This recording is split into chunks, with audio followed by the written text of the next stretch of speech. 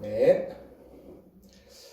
할렐루야. 아멘. 이렇게 살아라 이렇게 명령이 쭉 나오고 난 다음에 그 다음에 뭐가 나오냐면 그것에 대한 설명이 나와요. 그러니까 보통 이제 뭐 예시, 뭐 성령의 열매가 어떠니, 육체의 일이 어떠니 라고 하는 것처럼 이제 이렇게 선언, 명령, 설명, 요 세 가지 파트가 오늘 이 7강 전체에 이렇게 나오는 5장과 6장에 쭉 흘러가는 그런 모습들이라는 거예요.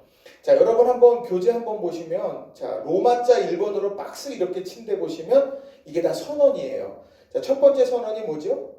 그리스도께서 우리를 자유롭게 하려 자유를 주셨습니다. 또 두 번째는 뭐예요? 뒤로 넘어가면 두 번째, 여러분은 자유를 위하여 부르심을 받았습니다. 세 번째는요, 우리는 성령에 의해 살고 있습니다. 이렇게 세 가지의 중요한 선언을 중심으로 해서 하나님의 백성으로서의 합당한 삶에 대해서 오늘 이야기를 하고 있다는 거예요. 오늘 그걸 여러분들하고 우리가 한번 좀 자세하게 좀 살펴보려고 합니다. 자, 먼저요.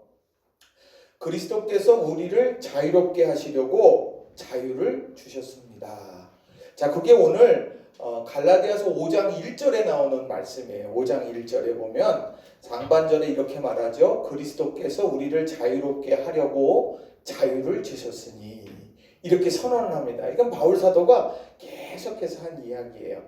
자, 이 선언, 자, 그러면 우리를 자유롭게 한다 그럼 뭐에서 자유롭게 했죠? 네? 죄에서 자유롭게, 또요? 뭐에서 자유롭게 했어요? 우리 갈라디아서 쭉 읽어가다 보면 한번 더듬어 볼까요? 이 세상의 초등학문, 이 초등학문에 대해서 그래서 갈라디아서 4장 3절 9절에 보면 이 세상의 초등학문에 대해서 이야기했습니다. 그 초등학문이 뭐였죠? 몽학선생, 그래서 이야기 드렸는데 기억나세요?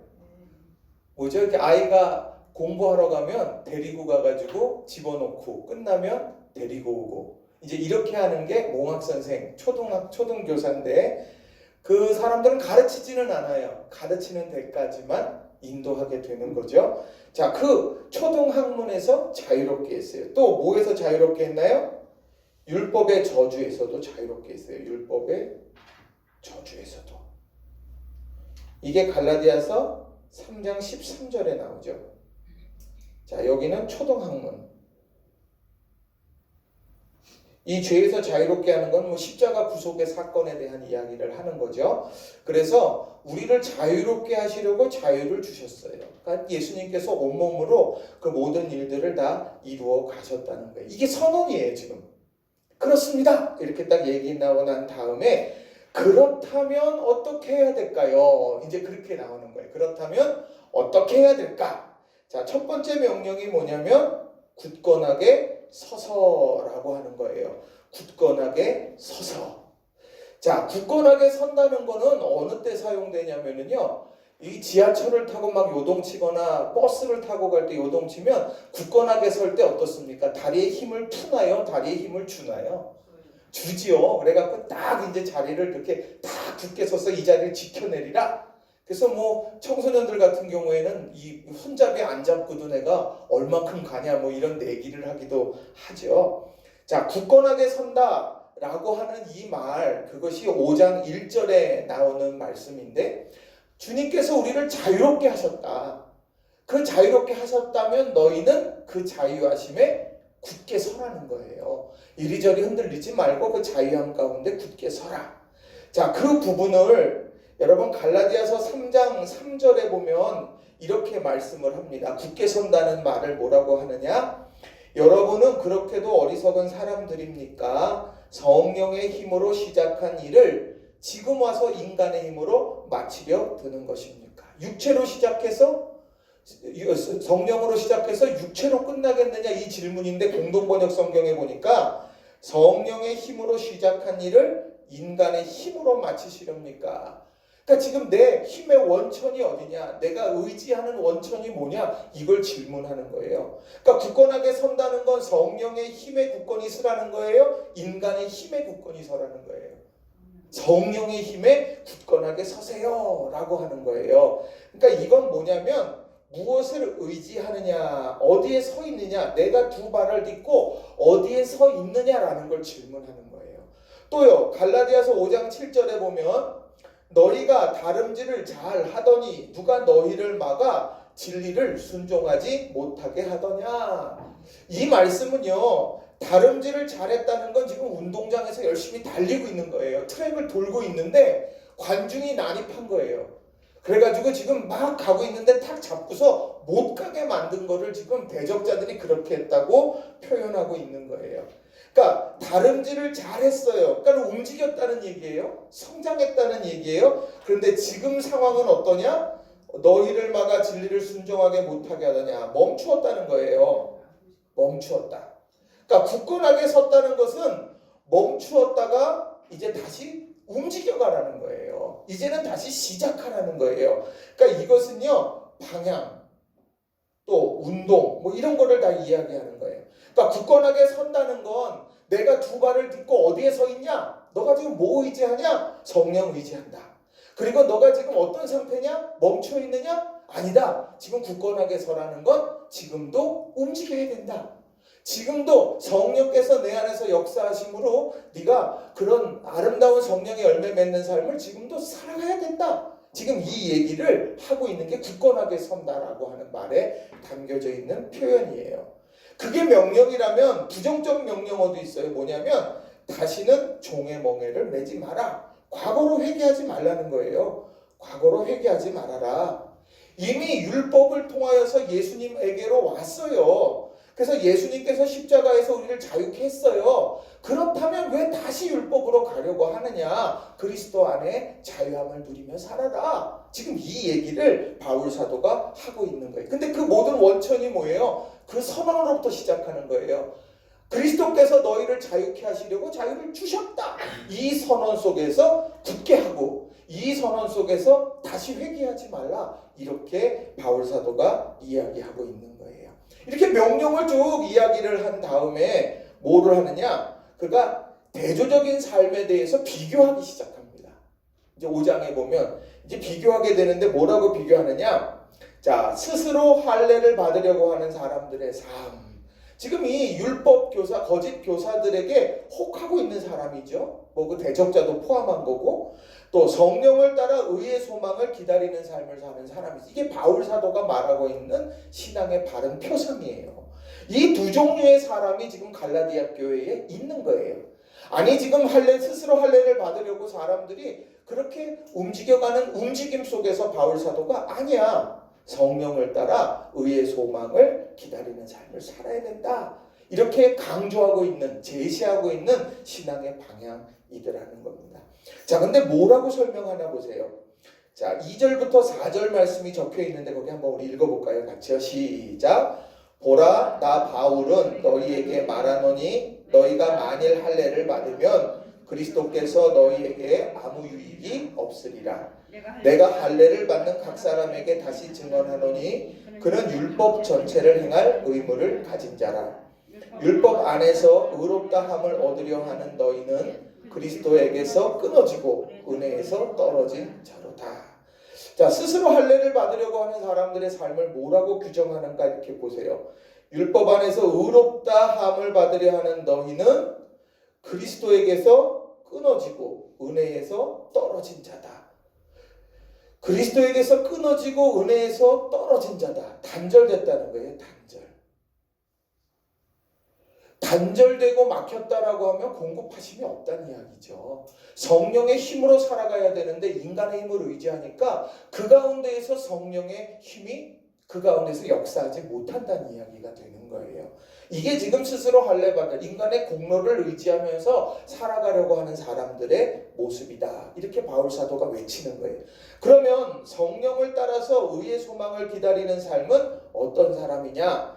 자, 여기에 보면 중요한 말씀이 있어요. 자, 성령으로 믿음을 따라 의의 소망을 기다리는 거예요. 자, 성령으로 믿음을 따라서 이 성령을 받는데 믿음을 따라 받는 거예요. 우리의 믿음을 통해서 이 성령의 역사를 체험하고 그 역사를 체험하니까 의의 소망을 품게 되는 거예요. 그러니까 소망은요, 나로부터 나오는 게 아니에요. 내가 열심을 다해가지고 내가 공로를 쌓는다고 의의 소망이 있는 게 아니에요. 소망은 성령께서 우리에게 부어주시는 거예요. 이게 로마서에서 나오는 중요한 말씀이죠. 성령께서 너희들에게 이런 소망을 품게 하신다는 것. 고난 중에도 기뻐할 수 있는 것, 성령께서 소망을 주시기 때문인 거예요. 그런데 이 세 가지, 성령으로 믿음을 따라 의의 소망, 이거는요 세트예요. 세트. 이건 같이 가는 거예요. 이렇게 살아가는 게 우리 믿음의 사람들의 모습인데, 오늘 사람들은 뭘 강조하느냐? 사람들이 강조하는 건 할례나 무할례 뭐 이런 걸 강조하는 거예요. 우리가 지금까지 할례에 대해서 이야기하면 할례 받지 마세요 막 이렇게 이야기하잖아요. 왜? 바울 사도는 할례 받고 안 받고가 중요한 게 아니에요. 그 정말 중요한 건 뭐냐? 할례 받는 게 목적이 되는 순간 내 안에서 성령께서 운행하시는 역사가 죽게 되는 거예요.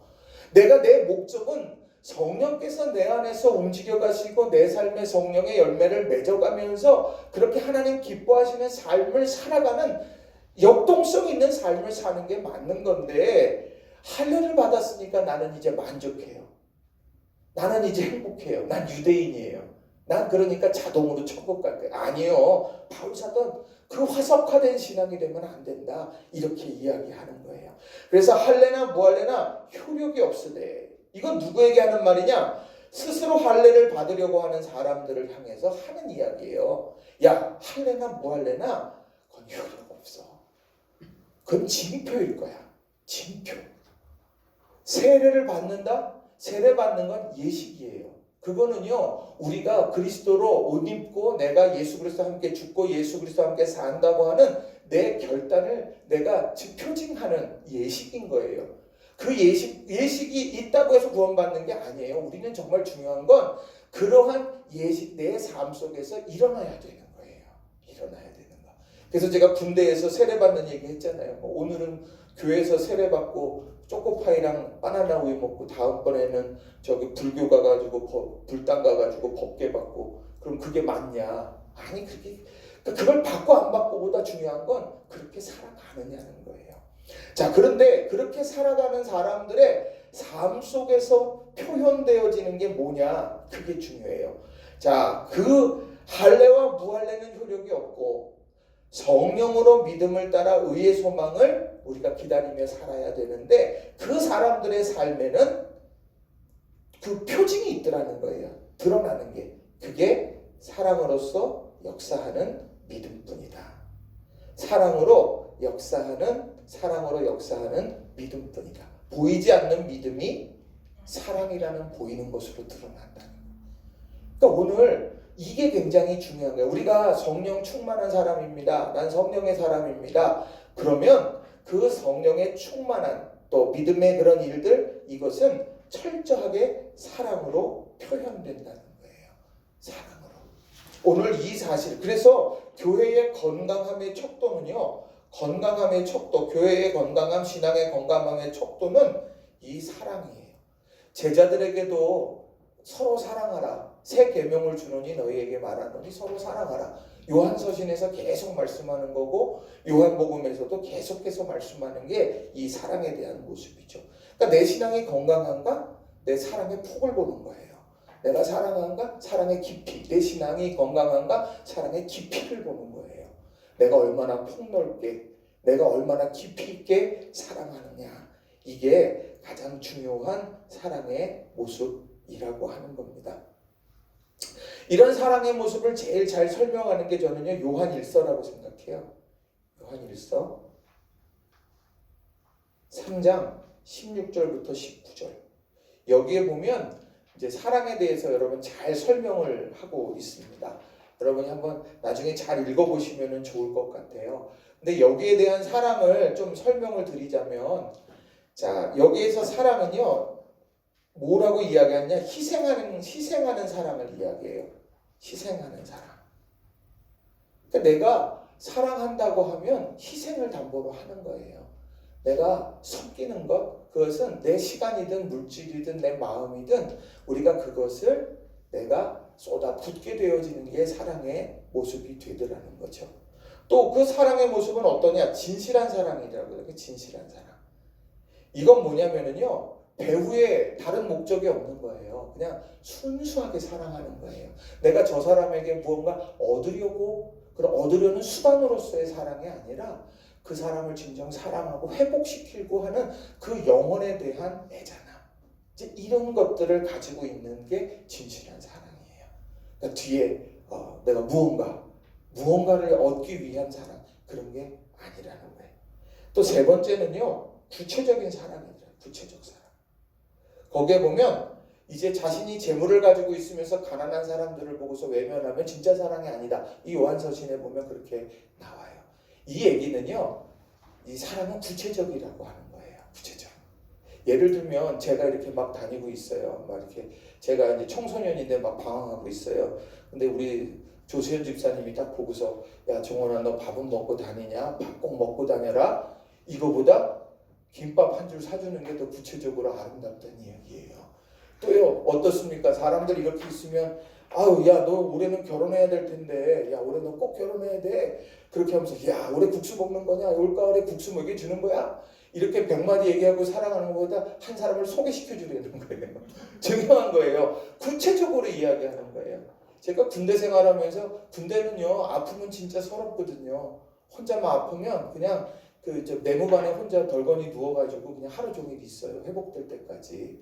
자, 그렇게 될 때 제가 감동 먹은 게 저희 선임하사님인데, 지금은 원사가 됐어요. 근데 이분이 이제 그때 중사였는데, 제가 이렇게 누워 있는데 저한테 딱 오더니 약을 사서 자기 나가서 약 사갖고 줘주더라고요. 다른 사람은 야 아파서 어떡하냐, 힘들어서, 야 잘 지내. 그리고서 다 이제 일과하러 갔는데 선임하사 슬그머니 와가지고는 저한테 약을 주고 이렇게 갔어요. 지금도 제가 기억이 많이 나요. 사랑은요, 구체적인 거예요. 실제적인 거고. 자, 또 네 번째로 만약에 하나를 더 한다 그러면은요, 중심이 있는 사랑이에요. 중심이 있는 사랑. 성경에 말하는 사랑, 우리가 왜 서로 사랑해야 되냐, 요한서신에 쭉 보면 내가 너희를 사랑한 것 같이 너희도 사랑하라, 이런 말씀이 계속 반복이 됩니다. 왜 그럴까? 내가 너희를 사랑한 것 같이 너희도 사랑하라. 내 마음에 감동이 있어서, 느낌이 있어서 사랑하는 건 믿음의 사람이나 믿지 않는 사람들이나 다 할 수 있는 거예요. 근데 우리 믿음의 사람들의 사랑이 다른 것은요, 내가 사랑에 빚진 자이기 때문에 의지적으로 사랑하는 거예요. 이게 세상이 말하는 사랑과는 다른 모습이라는 겁니다. 그래서 희생하고 진실하게 사랑하고 구체적으로 사랑하고 중심이 있어서 예수님이 이렇게 보여주셨기 때문에 나도 의지적으로 사랑하려고 하는 것, 이게 바로 오늘 우리가 가지고 있어야 될 사랑의 모습이에요. 근데 이게 어떻게 된 거냐? 믿음이 있다면, 오늘 내가 그 믿음을 가지고 있다면 그게 이런 사랑으로 이렇게 확장되고 표현될 수 있어야 된다는 거예요.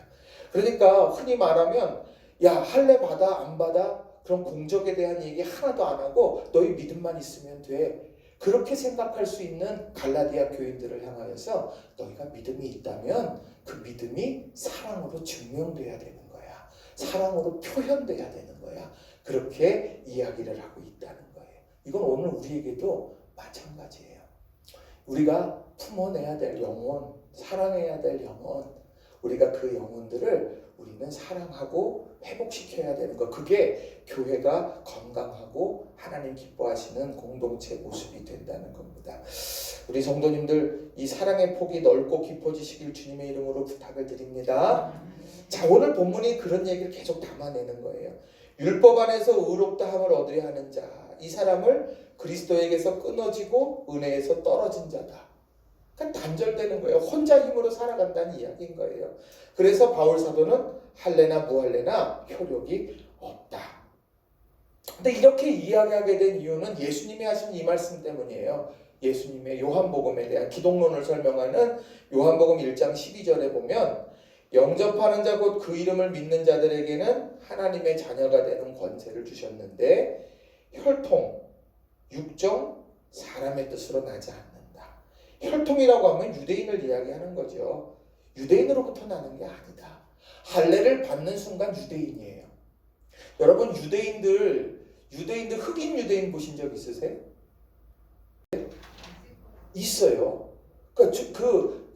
우리처럼 그냥 똑같은 황인종으로 내가 똑같은 무슨 배달의 민족 그런 게 아니라 거기에 보면 러시아에 흩어져 있는 사람들도 있고 곳곳에 있고 이들이 유대인의 다양한 인종들이 있습니다. 근데 물론 대부분은 유대인들은 이제 뭐 일정한 부분이 있죠. 그런데 이 헬라인들이 할례를 받게 된다. 이것은 내가 유대인이 되어지는 것으로 이해하게 되는 거예요. 근데 그것으로 하나님의 자녀가 되는 건 아니라는 거예요. 뭘로 되냐? 오직 하나님께로부터 난 자들. 이렇게 낳게 되는 게 뭐냐? 믿음이고. 믿음으로 표현되는 믿음이 사랑으로 드러나는 거예요. 이게 바로 오늘 바울 사도가 계속해서 이야기하고 있는 내용들이라는 겁니다. 자, 이런 내용들을 따라서 뒤에 보면 또 이런 말씀이 있죠. 성령으로 믿음을 따라 의의 소망을 기다리노니. 이건 세트라 그랬어요. 뭐하고 뭐가 세트예요? 성령으로 믿음을 따라 의의 소망. 이건 세트예요. 우리가 성령 충만해요. 믿음으로 살아가며 성령 충만해요. 그럼 의의 소망을 하나님께 부어주시는 거예요.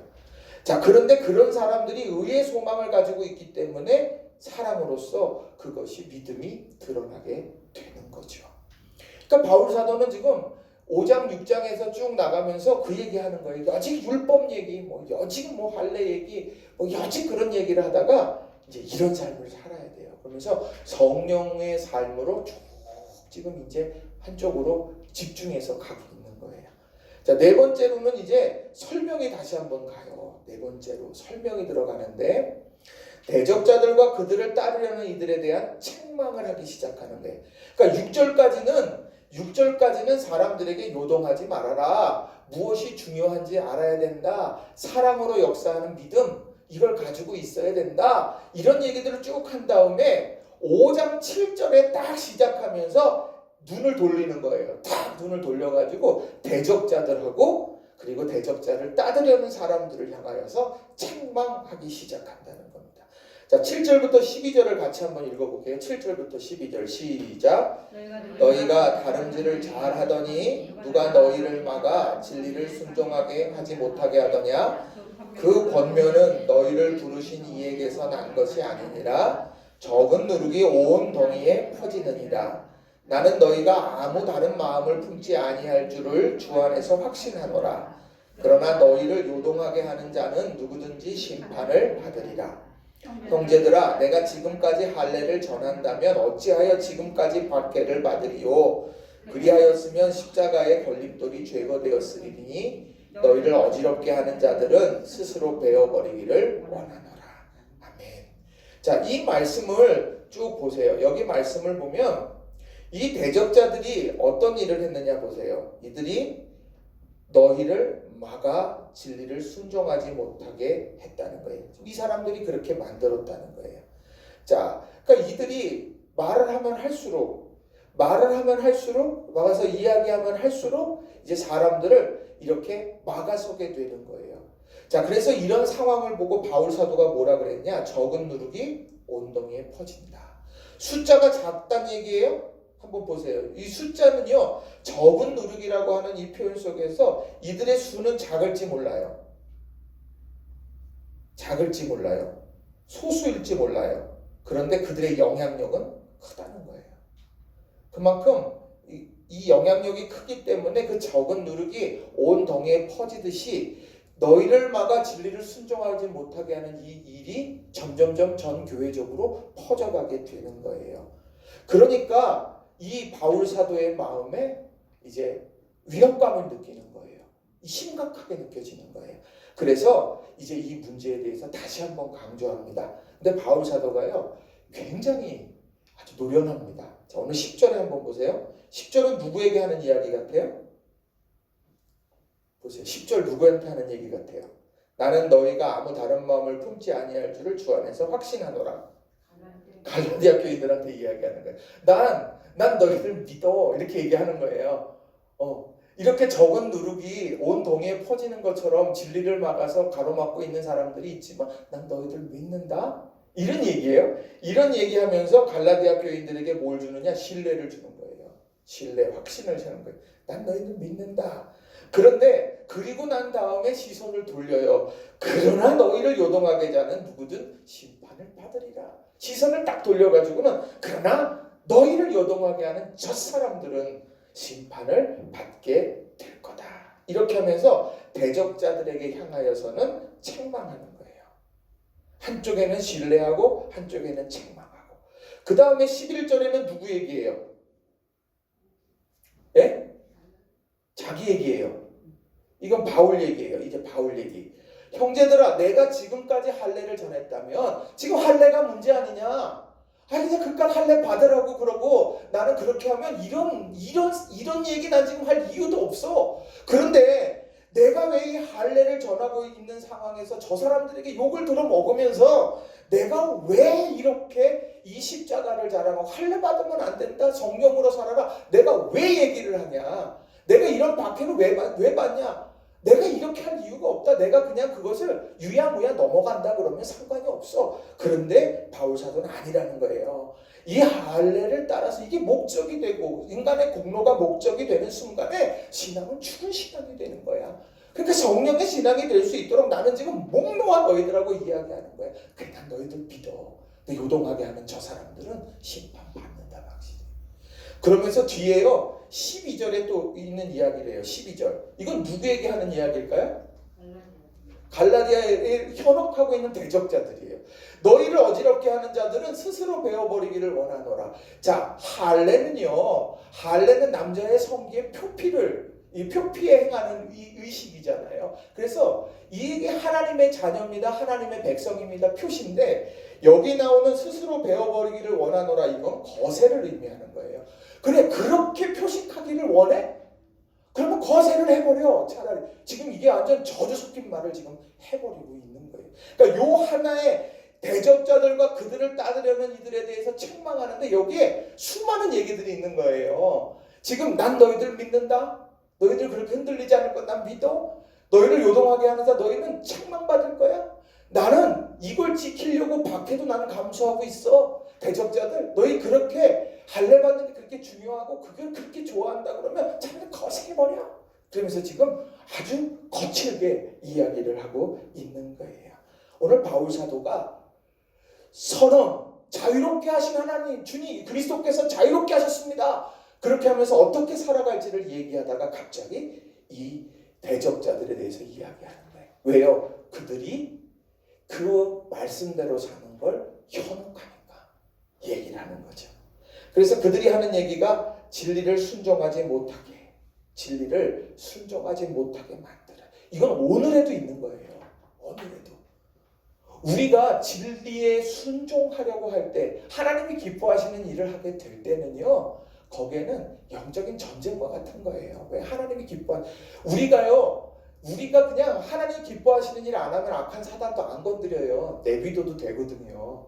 근데 우리가 조금 하나님 위해서 뭔가 하려고 그러면 거기에 항상 갈등이 생겨나기 마련인 거예요.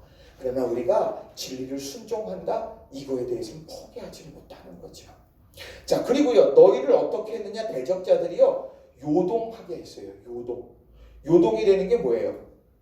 흔들리는 거예요. 흔들리는 거. 이렇게 할까 저렇게 할까 이렇게 할까 저렇게 할까. 종로로 갈까 명동으로 갈까. 을지로 길모퉁이에 서 있는 거예요. 지금 막 왔다 갔다 이제 이러고 있는 거예요. 근데 질문 하나 해볼게요. 요동하지 않으려면 어떻게 해야 돼요? 딱 굳건하게 서야 되는데 그것을 오늘 성경 말씀 에베소서 4장 14절에는 이렇게 말해요. 한번 찾아볼까요? 에베소서 4장 14절. 한번 찾으신 분이 한번 읽어봐 주세요. 에베소서 4장 14절. 이는 우리가 이제부터 어린아이가 되지 아니하여 사람의 속임수와 간사한 유혹에 빠져 온갖 교훈의 풍조에 눌려 요동하지 않게 하려 한다. 아멘. 요동하지 않으려면 어떻게 해야 돼요?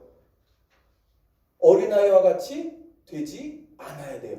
그 얘기는 뭐예요? 장성한 분량으로 신앙이 성장해 가야 되는 거예요. 그러니까 우리가 성장한다라고 하는 거, 우리 믿음이 성장한다는 거, 이거는요, 세상에 밀려 요동하지 않는 우리에게 중요한 방편이 되는 거예요.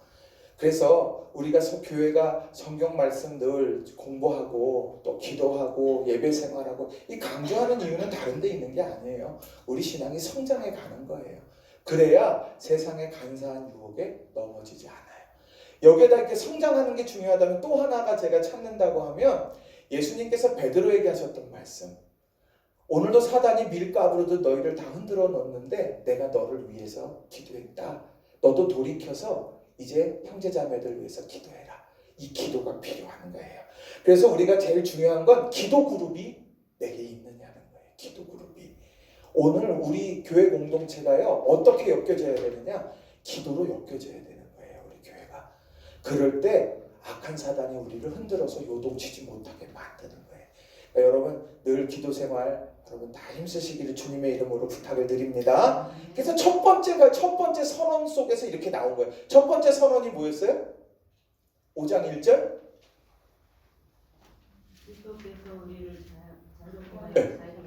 그리스도께서 우리를 자유케 하셨어요. 그 이미 이루어진 일을 선언한 거예요. 그렇다고 하면 오늘 우리는 그 안에 굳건하게 서고 종의 멍에를 매지 말고 우리는 그리고 그 진리를 순종하지 못하게 만드는 여러 일들, 요동케 하는 일들을 이겨내야 되는 거예요. 그래서 우리는 우리가 가야 될 길을 명확하게 보고 걸어가야 된다. 이게 지금 갈라디아 교회를 향하여서 바울 사도가 하는 이야기들이라는 겁니다. 자, 그럼 두 번째 선언이 나와요. 자, 5장 13절부터 24절까지에 나오는 내용인데요. 여기 지금 선언 그분이 지금 안 돼. 여러분 그 성구가 있나요 지금? 선언 옆에? 있죠. 형제들아 너희가 자유를 위하여 있나요? 네. 자, 여기 앞에 지금 화면에가 없어가지고 자, 형제들아 너희가 자유를 위하여 부르심을 입었다. 그 자유, 이미 이 자유를 누가 해주셨어요? 이루어주셨어요? 예수님이 이루셨어요. 그렇다면 자유를 위하여 우리에게 부르심을 주셨다는 거예요. 부르심. 부르심이 뭐예요? 부르심. 이게 중요한 부분이에요. 여러분 제가 지금 이제 그리는 건 요거는 항상 여러분이 좀 명심하고 계셔야 돼요. 이 부르심은요 언제나 소명하고 연관돼 있어요. 제가 땅 따먹기를 하고 있어요. 어둑어둑해졌어요. 종원아 밥 먹어라. 그러면은 그 부름에는 어떤 목적이 있어요? 밥을 먹어야 되는 거예요. 야 집으로 돌아와라. 집으로 돌아가야 되는 목적이 있어요. 부름에는요 목적이 있어요. 사모해라 사모해라. 하나님이 부르셨어요. 그를 대사사로 만드셨어요. 모세에게 내가 선 곳은 거룩한 땅이니 그러면서 다가오셔서 부르셨어요. 거기에는 출애굽이라는 소명이 그에게 있는 거예요. 자, 하나님은 언제나 우리들을요 이렇게 만들어 가세요. 하나님은요 세상에 있는 우리들을 꼭 부르세요. 이게 부르심이에요. 세상에서 하나님 곁으로. 이게 부르심이에요. 내가 마음이 세상을 향했던 마음이 하나님께로. 그래서 하나님은요 이 함께 살아가기를 원해요. 이게 주님과 동행하는 거예요. 이게 주님이 주시는 것에 감동하며 감격하며 사는 거예요. 주와 동행하는 거예요. 함께 살아가는 거. 그리고 난 다음에 하나님께서 어떻게 하세요? 보내셔요. 이 보내심. 이게 소명인 거예요. 또 하나님께서 우리를 부르세요. 내가 첫사랑 너무 좋아요. 막 나 하나님과 함께하는 게 날 불러주셔서 감사해요. 자녀 삼아주셔서 감사해요. 또 주님께 예배하면서 눈물을 흘리고 감격스러워요. 그리고 내가 너무너무 좋아요. 근데 거기가 끝이 아니라는 거예요. 하나님께서는요 우리를 보내신다는 거예요. 우리를 보내세요. 그래서 우리에게 하나님 나라 복음을 위해서 살아가도록 만들어 가신 그게 일터예요. 그게 우리 삶의 자리 곳곳이에요. 교회 안에서 신앙생활은요 하나님 나라 복음은요 교회는 주유소예요. 여기서 힘을 얻는 거예요. 그리고 세상에 나가서요 그 힘으로 살아가는 거예요. 그러면서 우리의 지경이 하나님 나라 복음의 지경이 넓어지는 거예요.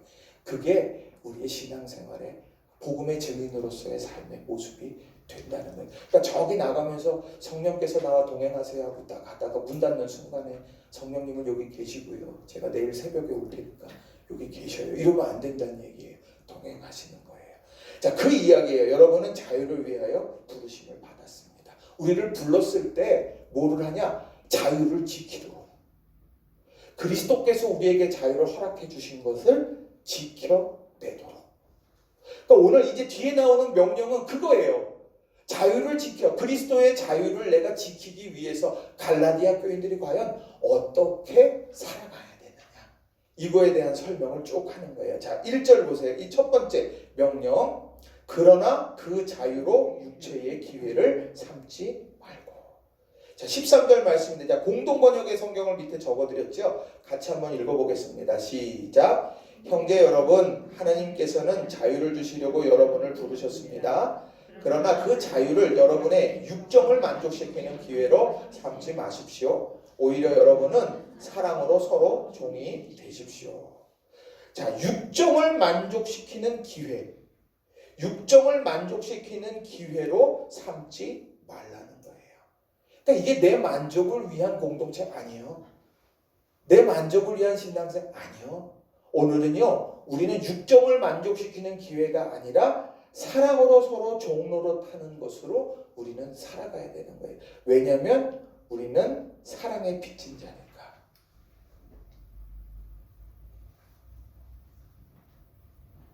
예전에 성경 공부하면서 빚진 자가 빚을 내어준 사람에게 갚을 때 뭐 당당할 수 있습니까? 당연한 거 주는 거죠 라고 그렇게 성경 공부 때 얘기했더니 아니래요. 대마불사 그렇게 얘기하더라고요. 내가 빚을 엄청나게 많이 지면은요, 은행에서도 환불할 수가 없다고 그러는 거예요. 저 사람이 무너지면 안 돼가지고 막 그렇게 챙겨준대서. 대마불사다. 그러니까 나 화나면 안 갚어. 그래도 은행에서 꼼짝 못한다. 그 얘기를 예전에 들은 적이 있어요. 그러다가 TV를 보는데 얼마 전에 어저께인가 인터넷에 연예인 이상민 씨가 48억의 빚을 다 청산했다 이렇게 나왔어요.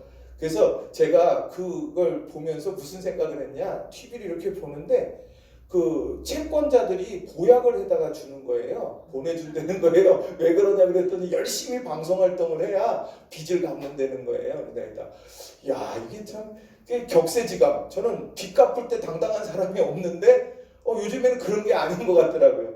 그럼에도 불구하고 제가 드릴 수 있는 말씀은 내가 사랑의 빚진 자예요. 나도 사랑 때문에 사는 사람이라고 하면 내가 그냥 받은 사람 나눠주는 거다. 우리가 그 사랑의 빚진 자로서 종으로 타라는 거예요. 종은 뭐예요? 내 필요를 따라 사는 게 아니라 주인의 필요를 따라 사는 거잖아요. 그러니까 서로 종으로 탄다는 건 뭐냐면 관심이 저 사람에게 있어 내가 어떤 필요를 내가 채워주고 있느냐라고 하는 거를 우리는 생각해 볼 필요가 있다는 거예요. 그래서 육정을 만족시키는 기회, 이거는 중심축이 나에게 있는 거예요. 중심축이요. 종은 누구에게 있어요? 상대방에 있는 거예요. 상대방에. 그러니까 바로 오늘 이게 우리가 이 자유를 지켜내려고 한다면 우리는 자기 중심적인 신앙생활이 아니라 우리는 공동체의 유익, 또 공동체의 함께하고 있는 이들의 필요를 살필 수 있는 쪽으로 자꾸 지경이 넓어져 가야 되는 거예요. 또 보면 뒤에 보면 명령, 오직 사랑으로 서로 종로로 타라. 이 그 얘기예요. 우리가 빚진 자로 돼. 우리가 빚진 자다. 빚 갚는 심정으로 그렇게 하라는 거예요. 자, 이 말씀은 바울 사도가요, 로마서 13장 8절부터 10절에 이 사랑은 율법의 완성이라는 걸 이미 선언했어요. 거기를 한번 읽어볼게요. 이게 아주 중요한 말씀이에요. 로마서 13장 8절부터 10절 읽어봅니다. 시작. 피차 사랑의 빚 외에는 아무에게든지 아무 빚도 지지 말라. 남을 사랑하는 자는 율법을 다 이루었느니라. 간음하지 말라, 살인하지 말라, 도둑질하지 말라, 탐내지 말라 한 것과 그 외에 다른 계명이 있을지라도 내 이웃을 내 자신과 같이 사랑하라 하신 그 말씀 가운데 다 들었느니라. 사랑은 이웃에게 악을 행하지 아니하나니 그러므로 사랑은 율법의 완성이니라. 사랑은 율법의 완성. 여기에 보면 내 이웃을 내 자신과 같이 사랑하라 하신 그 말씀 가운데 다 들었다는 거예요. 간음하지 말라, 살인하지 말라, 도둑질하지 말라, 탐내지 말라, 그 외에 여러 계명들이 있는데 그것이 내 이웃을 너 자신처럼 사랑하라는 말 속에 다 사랑하기 때문에 그렇게 못한다. 그렇게 하면 안 된다는 거예요. 그래서 오늘 오직 사랑으로 서로 종로로 타라. 사랑이 아름답게 꽃피우도록 만들어 가야 되는 거예요. 그게 아름다운 공동체. 여기에 보면 사랑의 빛 외에는 아무에게도 아무 빚도 짓지 말라. 교회마다 금융사고 나는 경우들이 있어요. 그럼 아주 교회 전체가 막 흔들리는 경우들이 많이 있습니다. 우리가요, 사랑의 빛 외에 다른 빚을 지어서는 안 되는 거예요. 우리가 그런 걸 할 때 이것을 내가 빌려줬는데 안 됐다, 못 갚을 수도 있겠다. 그렇게 되면 우리는 신앙을 지켜내고 그런 하면 안 되는 거예요. 왜요? 신앙의 빚이요. 우리는 금융에 관련되어지는 이런 부분들이 교회 안에서 전체의 근간을 흔들어 놓을 수 있다는 걸 여러분이 늘 생각하셔야 돼요. 그럼 우리는 흔히 얘기해요. 그 사람이 그렇게 힘들고 어려운데 어떻게 돌아보지를 않아요. 돌아보는 건 괜찮은 거예요. 돌아보고 우리들이 그런 금융의 문제가 있는데 내가 저 사람의 회복을 위해서 내가 희생하고 섬기겠다. 그런 마음가짐이라면 괜찮아요. 그런 마음가짐으로 내가 혹여나 못 받을 수도 있어. 그런 마음가짐이라면 괜찮아요. 그런데 그것이 별리로 부어지는 것처럼 우리들이 그런 일들이 교회 공동체 안에서 많이 있게 되면 전체가 흔들어지게 되는 거예요. 여러분 그거는 신앙생활할 때 여러분이 꼭 기억을 하셔야 되는 거예요. 자, 명령 세 번째가 있어요. 자, 만일 서로 물고 먹으면 피차 멸망할까 조심하라. 그럴 수 있다는 얘기예요. 물고 물릴 수 있다는 얘기예요. 어떻게 되면은요? 성령에 따라 살지 않고 육체를 따라 살아가면. 야생동물이죠. 야생동물. 야생동물은 무엇 따라 살아가요? 이성 따라 살아가요? 본능 따라 살아가요? 본능 따라 살아가는 거예요. 본능 따라서 살아갈 수 있는 거예요. 오늘 우리도 본능을 가진 사람들이죠. 그런데 내가 그리스도를 따라서 살아가면서 내가 하나님의 형상, 내가 그것을 입고 내가 절제하며 온유하며 살아가는 거예요. 제가 온유에 대한 설명 종종 드리잖아요. 온유가 뭐라 그랬어요? 야생마가 길들여져 있는 상태가 온유라 그랬죠. 그가 야성이 없는 게 아니고 힘이 없는 게 아니에요. 그 정말 지금 내가 저 넓은 초원을 달리고 싶은 그런 마음이 없는 게 아니에요. 그런데 그 조련사의 그 이렇게 나를 메고 있는 그 조련사의 그 손길 아래 내가 거기에서 인내하고 절제하고 있는 게 이게 온유예요. 그냥 막연히 착한 게 아니에요. 막연히 착한 게 아닙니다. 자, 오늘 이런 일들이 일어날 수 있기 때문에 조심하라는 거예요. 그리고 그런 일을 방지하려면 어떻게 해야 되느냐? 성령을 따라 행해야 된다는 겁니다. 성령을 따라 행해야 된다. 자, 이 얘기를 하면서 바울 사도가 이제 다시 설명하게 되는 거예요. 성령을 따라 행해라. 육체의 욕심 따라 살지 말고 성령을 따라 행해라 얘기하면서 이제 이 성령과 육체인 거예요. 자, 보세요. 육체의 소욕은 성령을 거스르고 성령은 육체를 거스르나니 공존할 수 없다는 이야기예요. 끊임없이 대립하는 거예요. 대립하는 거예요. 이 둘이 서로 대적함으로 너희가 원하는 것을 하지 못하게 하려 합니다. 내가 사망과 생명의 법이 있어요. 사망의 법과 생명의 법이 있어요. 그런데 이런 법이 있는데 이런 상황 속에서 내가 과연 어떤 법을 따를 거냐. 이거는요. 결정해야 될 문제인 거예요. 중립은 없는 거예요. 내가 육체의 소욕을 따라 사느냐, 그러니까 성령을 따라 사느냐. 이게 바로 오늘 우리가 선택해야 될 중요한 부분이라는 거예요. 자, 그러면서 이 대립관계니까 너희는 어디를 선택할 거냐? 그럼 내가 지금 성령의 사람이냐 육체의 사람이냐? 사람들이 궁금해하는 거예요.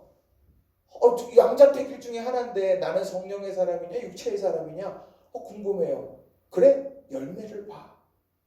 내 삶에 어떤 열매가 맺혀지고 있느냐를 봐. 그럼 내가 어떤 사람인지 나올 거야. 자, 육체의 일은 분명하니 누가 봐도 인정할 수밖에 없다는 거예요.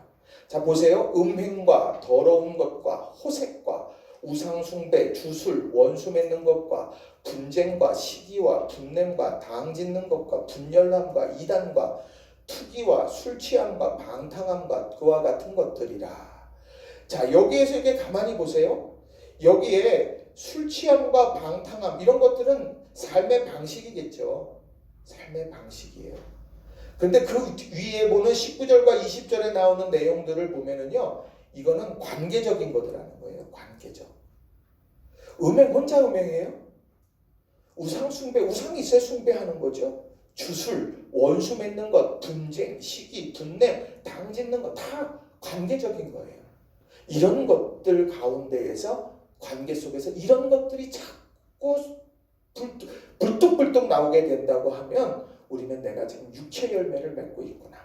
그럼 내 삶에 지금 육체의 소욕이 나를 움직여가고 있는 거예요. 그럼 나는 성령을 따라서 살아가려고 애쓰고 몸부림쳐야 되는 거예요. 성령의 열매가 많이 맺혀진다고 하면 이런 것이 내 삶에 많이 맺혀진다고 하면 내가 지금 성령의 은혜 가운데 다스림 속에서 내가 오늘 살아가고 있구나 우리가 점검할 수 있는 거예요. 여러분의 삶에 어떤 열매가 많이 맺혀지세요? 이게 중요한 거예요. 근데 어떤 사람도요 늘 변화되더라고요. 신앙이 생활 내가 잘할 때 웬간한 부분들에서 다 허허 그리고 다 이해하고 용서하고 그런 마음을 갖게 되는데 우리들이 또 어떤 순간에 내 마음에 시험이 들고 요동치고 흔들어지게 되면 똑같은 상황이 다르게 이렇게 맞이하게 될 때가 있어요. 이 부분을 잘 진단하는 게 굉장히 중요합니다. 탕부 하나님이라는 책이 있어요. 탕부 여러분 꼭 한번 읽어보셨으면 좋겠어요. 거기에요 여러분이 탁 놓고 봤을 때 둘 중에 누가 나쁜 사람이에요? 큰아들과 작은아들 중에서 네 우리는 흔히 그 큰아들은 아버지 집을 떠나지 않고 거기서 자기 자리를 지켜가고 있었으니까 참 훌륭한 사람이다 착한 사람이다 그러고 탕자는 아버지 유산 다 뺏어가지고 그렇게 해서 가는 그런 정말 이런 배은망덕한 이제 아들이다 이렇게 생각을 합니다. 근데 그 책을 이렇게 쭉 읽어가다 보면 어떤 내용이 나오느냐면 탕자는 은혜를 아는 사람이라는 거예요. 실수했지만 아버지께로 내가 돌아가고 아버지 품에 안겨서 아버지 집으로 가면서 나는 종입니다. 품꾼입니다. 그렇게 이야기하면서 자기 잘못을 되뇌이면서 아버지 앞으로 갔는데 아버지가 감싸 안아주면서 내 사랑하는 아들이다 회복시켜줬어요. 그 은혜를 경험하고 자기의 잘못에 대해서는 통절하게 회개하는 사람이다. 그러니까 이 사람은 은혜를 아는 사람이라는 거예요. 그런데 큰아들은 어떠냐? 내가 아버지의 명을 어김이 없이 섬겼는데 이런 말씀이 있는데 그 말씀에 섬긴다는 말이요 듈리오라는 말을 써요. 듈리오. 이 듈리오라는 말은요 둘로스라고 하는 말의 동사형인데 이거는 종 노릇하다. 종으로서 살아가는 때에 표현하는 말이 둘로스예요. 듈리오. 내가 아버지 집에 있었는데 아버지 집에서 아버지 명령을 따라서 나는 종처럼 열심히 그냥 묵묵하게 살았습니다. 이 얘기예요. 그런데 아버지께서 큰아들을 찾아가잖아요. 큰아들 찾아가면서 뭐라고 그래요? 잔치자리에 함께 하자. 죽었던 내 동생이 여기 오지 않았느냐. 그렇게 이야기를 할 때 이 큰아들은 뭐라고 얘기했느냐? 난 동의할 수 없습니다. 그러면서 하나님의 의도나 하나님의 마음이나 자기는 아버지 집에 있기는 했지만 마음은 먼 타국 땅으로 가게 되어졌다는 사실, 그 사실에 대해서 그는 그 잘못된 그런 상태에 대해서 인지하지 못하더라는 거예요. 그러니까 탕자는 자신의 삶에 대한 처절한 깨달음이 있었지만 그래서 그 은혜에 대한 감격이 있었지만 이 큰아들은 그런 것과는 그런 상태에 대한 민감성이 없었다는 거죠. 그래서 그런 책을 이렇게 쭉 읽어가면서 그렇지. 오늘 내 삶 속에 그런 깨달음이 있다는 게 참 중요해요. 오늘 본문에서도요. 내 삶에 육체의 열매가 맺어 있느냐. 내가 이 순간에 내가 성령을 쫓아 살아야 돼 라고 하는 깨달음을 가지게 된다면 그게 진짜 은혜인 거예요. 은혜. 그런데 그런 깨달음이 없이 그저 내가 흘러가는 대로 오늘도 흘러가고 있다고 한다면 우리는 그것이 은혜가 아니라 모르고 있기 때문에 더 심각한 문제가 되더라는 겁니다. 이걸 우리 모두가 여러분 꼭 기억하시면서 열매로 나의 신앙생활 상태를 진단해가는 저와 여러분이 다 되시기를 바랍니다. 그래서 마지막으로 선언을 딱 해요. 여러분들이 이제 책에 여러분 교재에 나와져 있잖아요. 5장 24절 거기 한번 같이 읽어볼까요? 갈라디아서 5장 24절 시작. 그리스도 예수의 사람들은 육체와 함께 그 정욕과 탐심을 십자가에 못 박았느니라. 질문 하나 할게요. 주어가 뭐예요? 사람들. 그리스도 예수의 사람들이 십자가에 못 박았어요. 그러니까 이 결단은요 저절로 주어지는 게 아니란 얘기예요. 내가 지금 육체의 소욕을 따라 살 거냐 성령의 소욕을 따라서 살 거냐라고 하는 거는 내가 십자가를 바라보면서 내가 의지적인 결단을 해야 되는 거예요. 그래서 내가 성령을 쫓아서 살겠다. 그 성령의 은혜 가운데 내가 살겠다. 이런 믿음의 결단이 수반되어져야 되는 거예요. 여러분이 이런 결단이 날마다 우리 가운데 있기를 주님의 이름으로 부탁을 드립니다. 세 번째 선언이 나와요. 이제 세 번째 선언. 자, 우리는 성령에 의해 살고 있습니다. 자, 거기 보면 선언이 나오죠. 자, 5장 25절 상반절인데 같이 한번 읽어볼게요. 시작. 만일 우리가 성령으로 살면 또한 성령으로 행할지니. 성령으로 살면 성령으로 행하라. 이거는 삶이 되게 하라는 거예요. 신앙이 삶이 돼야 되는 거예요. 제가 우리가 신앙생활 하면서 그게 머릿속에만 있고 마음속에만 있는 게 아니라는 얘기예요. 내가 신앙생활에서 내가 용서해야 되는 것을 알면 용서하는 거고 사랑해야 되는 걸 알면 사랑이 내 삶에서 그것이 흘러가야 되는 겁니다. 성령께서 제게 마음을 주셔요. 그 마음 주시는데 그걸 자꾸 외면하면은요, 성령께서 성령의 마음을 닫으시는 거예요. 우리가 얼마큼 반응하느냐가 성령과의 친밀한 교제를 하게 만드는 겁니다. 그래서 우리 기도하다가든지 말씀을 듣다가든지 우리가 깨달아지면 행해야 되는 거예요. 우리가 예배드리다가 우리 형제들과 불화한 것이 있으면 가서 먼저 화해하고 예배드려야 된다는 이야기, 그것도 마찬가지예요. 그런 예배 가운데 깨달음을 주시는 거예요. 그럼 그것을 우리가 외면하면은 안 된다는 거예요. 오늘 그 얘기예요.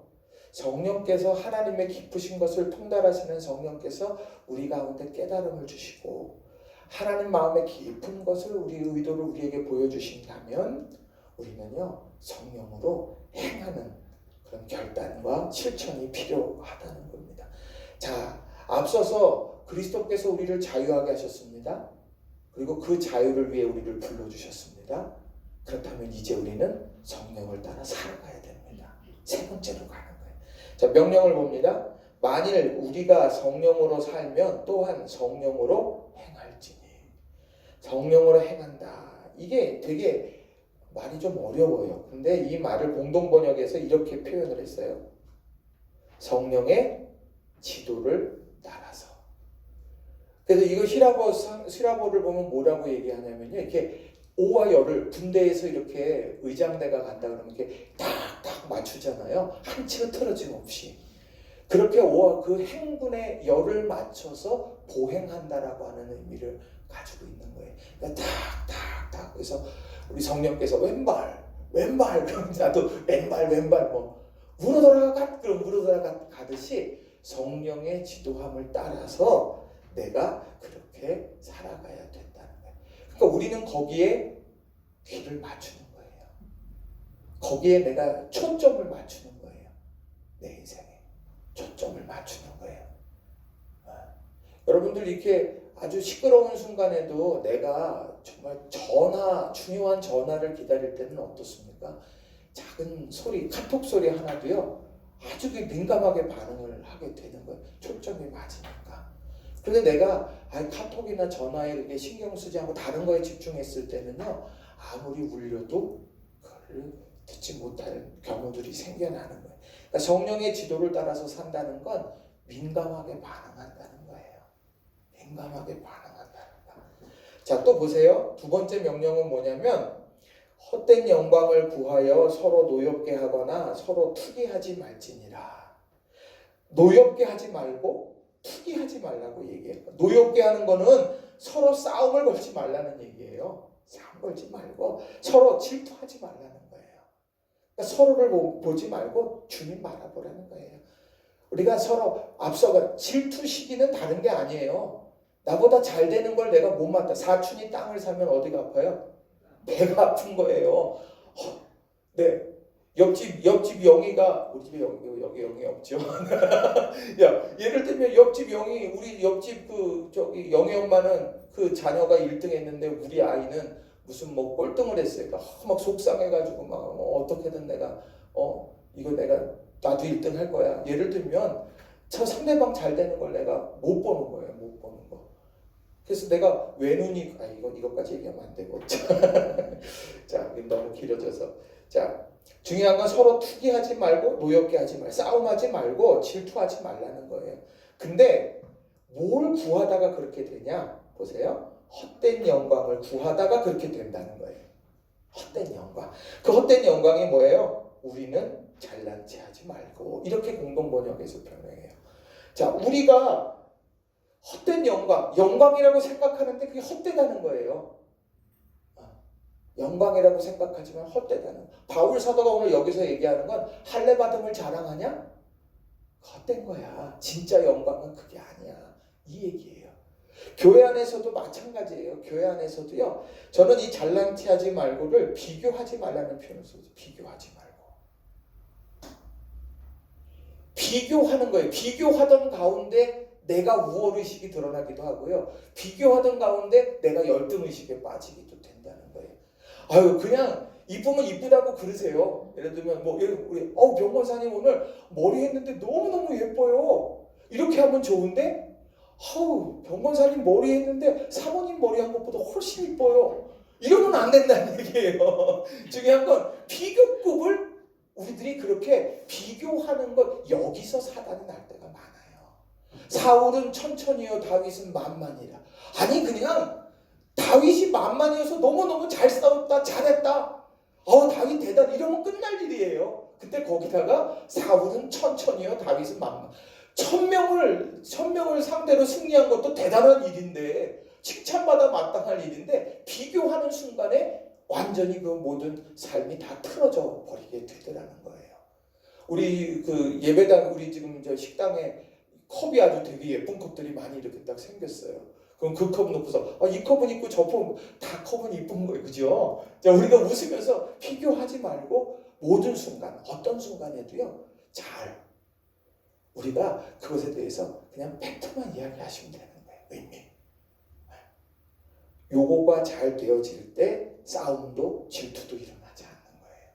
그러니까 여러분들이 이걸 꼭 기억하셨으면 좋겠어요. 비교하지 말고 그냥 그 자체의 의미에 집중을 하시라는 거예요. 그 영혼 한 사람 한 사람의 독특성에 우리는 해야 되는 거예요.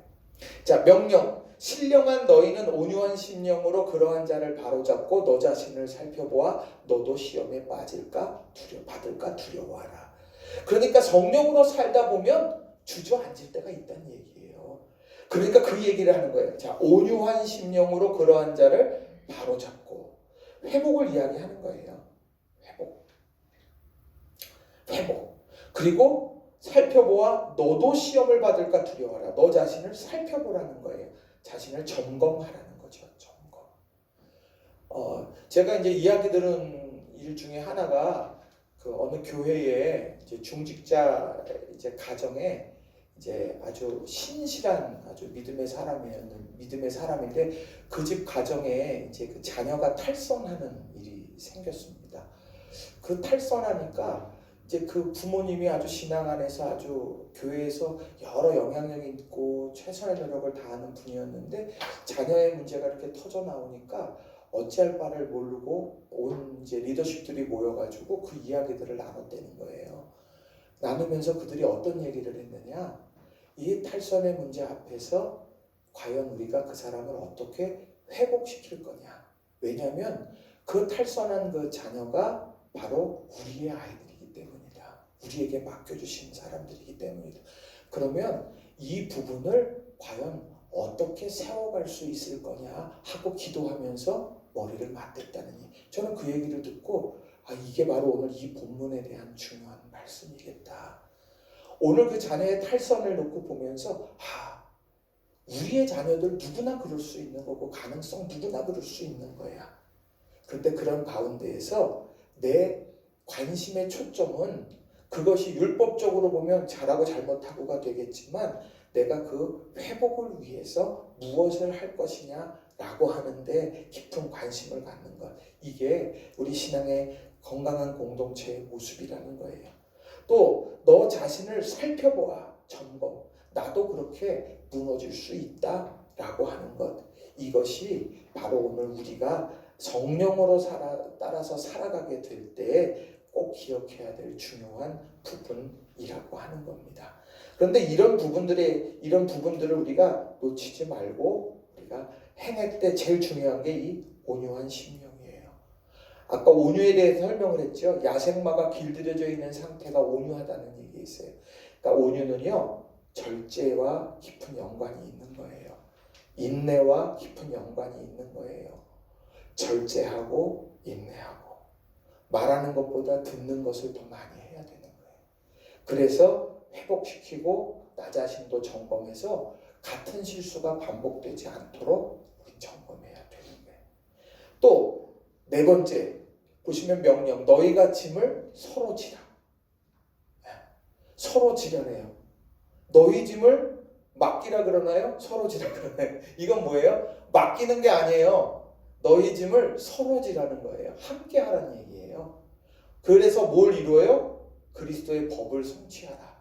그리스도께서 원하시는 것을 이루기 위해서 짐을 서로 지라는 거예요. 함께 그 일을 백지장도 맞들면 낫다라는 말처럼 우리가 그 일들 앞에 서로 짐을 지우며 함께 우리가 그것을 문제를 풀어나가야 되고 또 각각 자기의 일을 살펴야 된다는 거예요. 내가 할 수 있는 일들을 살피며 상대방의 모습 보면서 내 도움이 필요한가? 우리가 그리스도의 법을 성취하기 위해서 내가 과연 어떻게 힘을 보탤 것이냐? 그래서 우리 신앙인들은요, 어떤 상황이 딱 놓여지면 그 문제 앞에서 어떻게 그걸 풀어갈 거냐라고 하는 것에 관심을 갖는 거예요. 이게 하나님께서 우리들에게 비전을 주시고 마음을 주시고 또 주님의 몸된 교회에 정말 중요한 여러 일들 앞에서 우리는 그 일들 이걸 어떻게 풀어갈 수 있을 거냐. 이 일을 위해서 우리가 각자의 해야 될 일이 뭐고 함께 감당해야 될 일들이 뭔가를 항상 우리는 생각해야 된다는 거예요. 우리가 지난번에 음악회 하게 되면서 여기 세계적인 리셉션 하셨죠?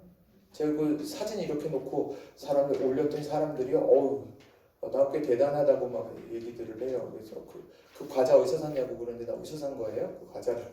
네, 이게 쭉 다 이제 해놓은 걸 이렇게 보는데 그거 할 때 어떠셨어요? 어떤 분은 저쪽에서 깔고 어떤 분은 과일을 다듬고 어떤 분은 뭐하고 차 준비하고 막 다 나눠가지고 그런 일들을 이렇게 이루어 갔잖아요. 음악회 할 때 여기 무대 세팅은 무대 세팅하는 사람들도 하고 안내하는 사람들은 안내하고 그게 그런 거예요. 각자 하는 일을 하면서 안내하고 돌아왔으니까 또 이거 하네? 같이 또 그런 일들을 이루어 가는 것. 이런 일들이 성령을 따라 삶을 살아갈 때 우리에게 있어서 중요한 거라는 거예요. 이걸 놓치면 안 되는 거예요. 또 여섯 번째는 뭐냐면 가르침을 받는 자는 말씀을 가르치는 자와 모든 좋은 것을 함께하라. 말씀을 가르치는 자와 모든 좋은 것을 함께하라. 이 얘기는 뭐냐면요, 함께한다 이 말은요 코이노니아를 이야기하는 거예요. 코이노니아. 이거는 성도의 교제를 이야기하는 겁니다. 우리가요 언제까지 배워야 될까요? 주님 오실 때까지 배우는 거예요. 우리는요 늘 하나님의 말씀에 대해서 배워요. 제가 요즘 그런 말씀 드렸죠. 제자 훈련 받는다는 얘기했잖아요. 제자 훈련 받으면 같이 얘기해요. 같이 얘기하면서 어저께도 밤에 와서 여기 9시까지 같이 이제 제자 훈련 여기서 이제 또 같이 했는데 그런 거 하면서 뭐예요? 끊임없이 배우는 거예요. 끊임없이 그런 어떤 이야기 또 깨달음 이런 것들을 놓고 배우면서 이렇게 해야 되는 거구나. 이런 깨달음 이거든요. 말씀을 가르치는 자와 가르침을 받는 자가 끊임없는 교류를 통해서 이런 일들을 이루어가는 거예요. 이만하면 됐어. 아니요. 주님 오실 때까지 우리는요 늘 말씀 붙들고 배우고 이 말씀이 내게 주는 교훈이 뭔가 이것을 우리는 깨닫는 거예요. 그래서 뒤에 바로 나와요. 6장 7절에 보면 스스로 속이지 말라. 자기 기만에 빠지지 말라는 거예요. 자기 기만에 빠지지 말아라. 자만하지 말아라. 난 됐어. 손절로 생각하는 자 넘어질까 조심하라. 끊임없이 겸손히 자기를 돌아보라는 거예요. 그러니까 여러분 절대 하지 말아야 될 얘기. 내 눈에 흙이 들어가기 전에는 이런 얘기나 그렇게 되면 내 손에 장을 지쳐 이런 얘기는 하면 안 되는 거예요.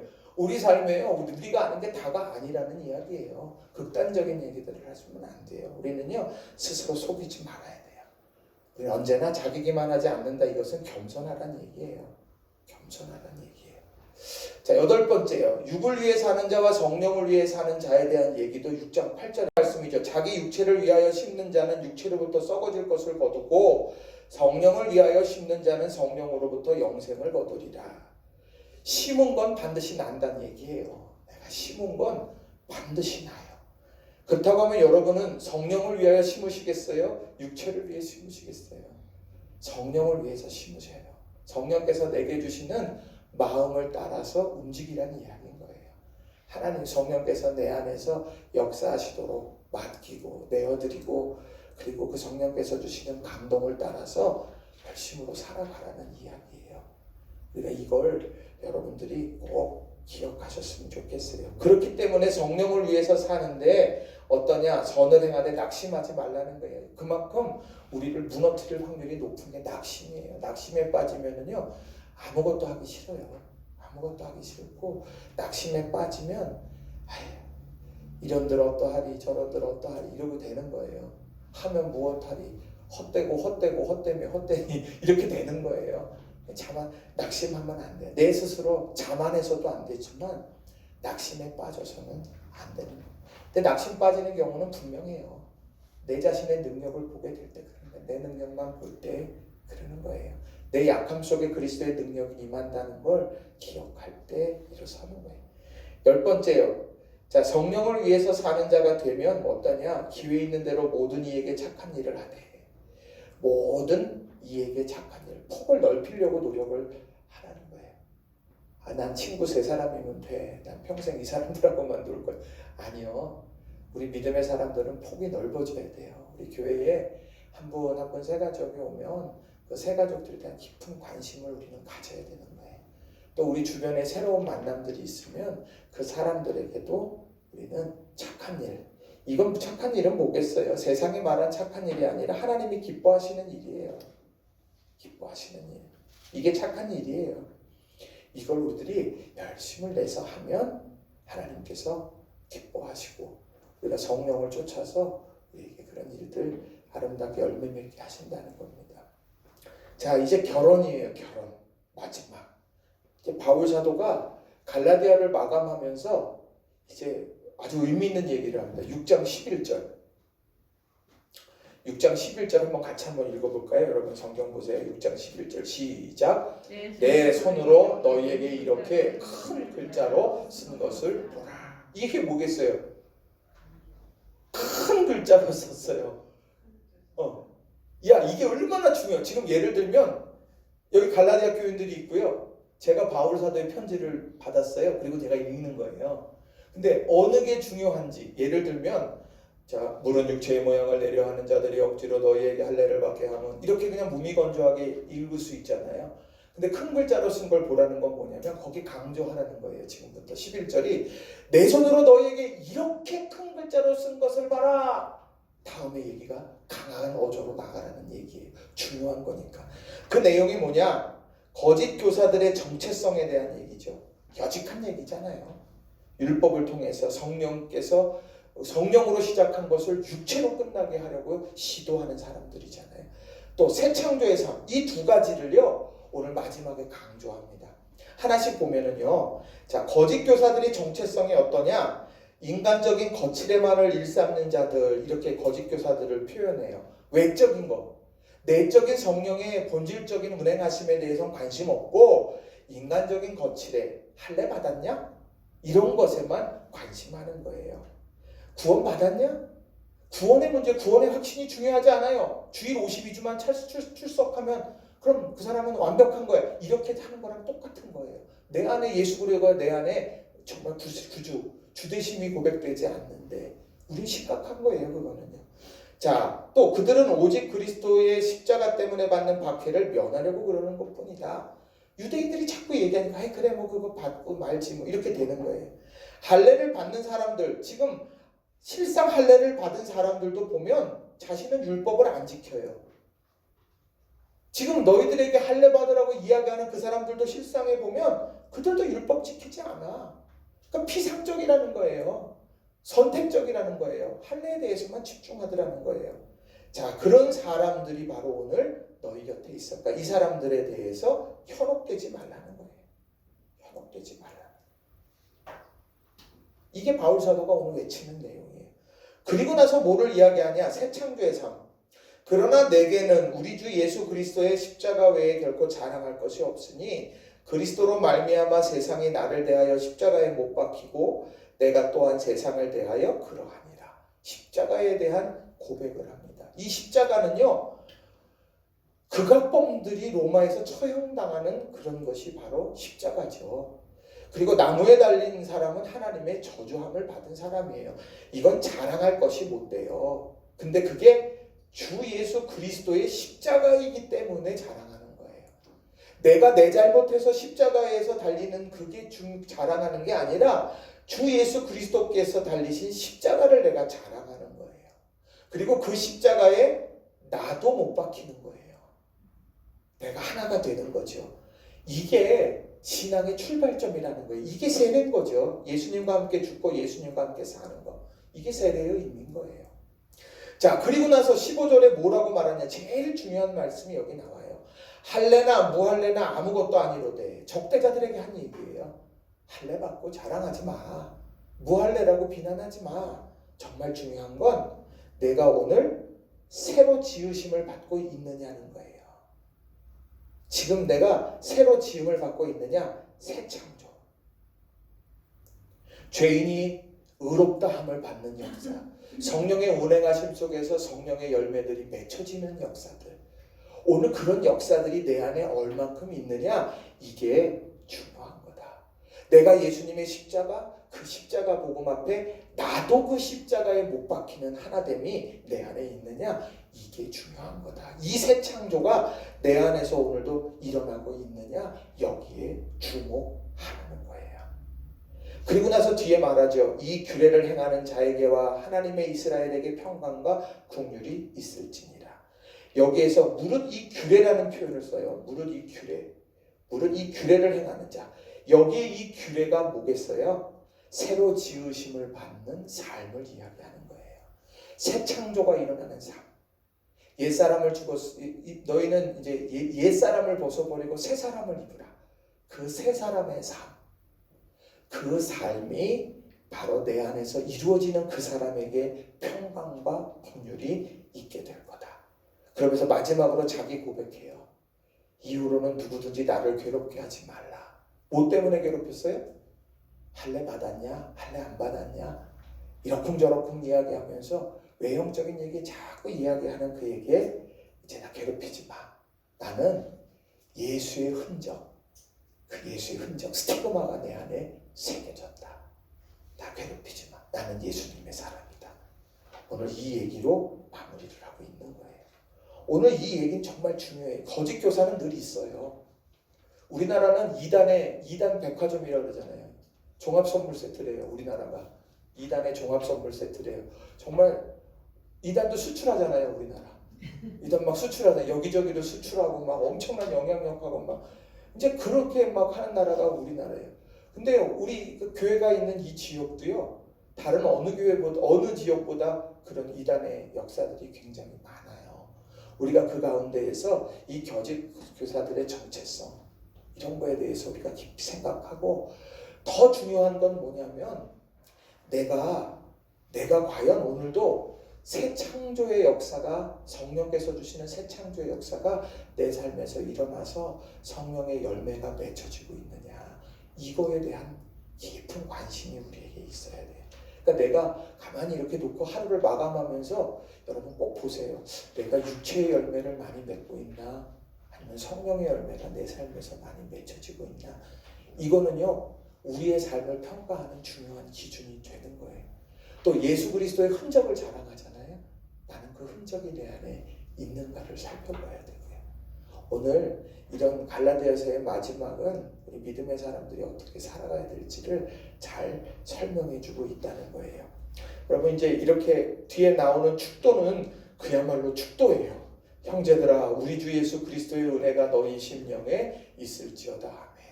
지금까지 막 들쑤셨어요. 막 이래놓고 이제는 그래서 지금 이제 축도함으로 모든 걸 이제 마치게 되는 거예요. 바울 사도의 변함없는 말은 갈라디아 교인들에 대한 사랑이에요. 회복시키려고 하고 현혹되지 않게 하고 그래서 함께 천국의 하나님 나라 복음의 주인공이 되는 것, 이게 바울 사도의 유일한 소망이라는 겁니다.